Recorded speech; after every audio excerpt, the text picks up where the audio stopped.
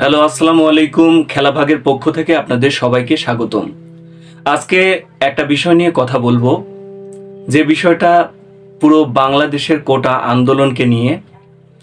আমরা দেখেছি কোটা আন্দোলনে সাংস্কৃতিক ব্যক্তিত্ব, রাজনৈতিক ব্যক্তিত্ব, শিক্ষক, ছাত্র সবাই মিলে এই আন্দোলনে যোগ দিয়েছে। আমরা যদি ক্রিকেটের দিকে তাকাই তাহলে দেখতে পাবো শরীফুল ইসলাম, লিটন দাস, তারপর মুশফিকুর রহিম এবং আরো অনেকে এই কোটা আন্দোলন নিয়ে কথা বলেছে। কিন্তু আপনারা দেখে থাকবেন সাকিব আল হাসান এবং মাশরাফি মুর্তজা, এই দুজন একটা বিষয়, এই কোটা আন্দোলনকে কেন্দ্র করে একটা কথাও এরা বলেনি। তো আমার প্রশ্ন হচ্ছে, আপনারা একসময় ক্রিকেটার ছিলেন, দু একজন এখনো আছেন, এই ক্রিকেটার থাকার পরেও আপনারা কেন রাজনৈতিক দলের সাথে যুক্ত হলেন? আর রাজনৈতিক দলের সাথে যুক্ত হয়ে রাজনীতি আপনাদের কি দিয়েছে?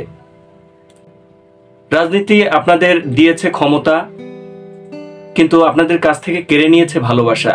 একসময় বাংলাদেশের সকল জনগণ, সব জনতা, সব জাতিগোষ্ঠী সবাই আপনাদের সাপোর্ট করত, সবাই আপনাদের ভালোবাসতো। কিন্তু এখন একটা জাতিগোষ্ঠী বা একটা দল আপনাদের সাপোর্ট করে, অন্য দল আপনাদের মুখে থুতু দেয়। তাহলে কি দরকার ছিল এই রাজনীতিতে যাওয়ার? আমার প্রশ্ন হচ্ছে, আপনারা কেন গেলেন? কি বা লাভ হলো আপনাদের? এটা কি আপনাদের ক্ষমতার লোভ নয়? তো আমি আশা করব পরবর্তীতে আপনারা একটু ভেবে দেখবেন যে আসলে রাজনৈতিক দলের সাথে যুক্ত হয়ে আপনারা কি পেয়েছেন।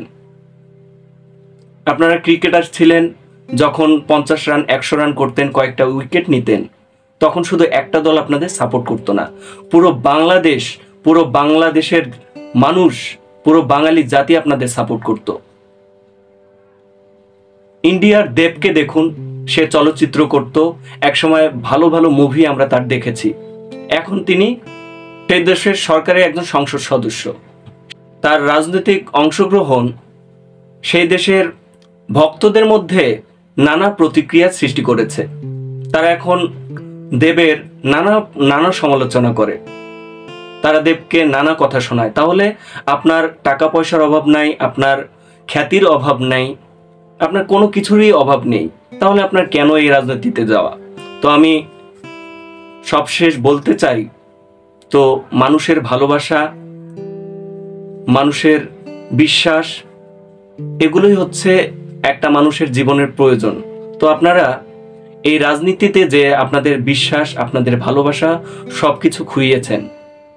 সাকিব আল হাসান, মাশরাফি বিন মুর্তজা, আপনারা একটা দলের নেতা হয়েছেন, একটা রাজনৈতিক দলের সদস্য হয়েছেন, কিন্তু আপনারা একদিক থেকে আপনাদের অনেকটুকু ভালোবাসা হারিয়েছেন, যে ভালোবাসা পুরো বাঙালি জাতির ছিল।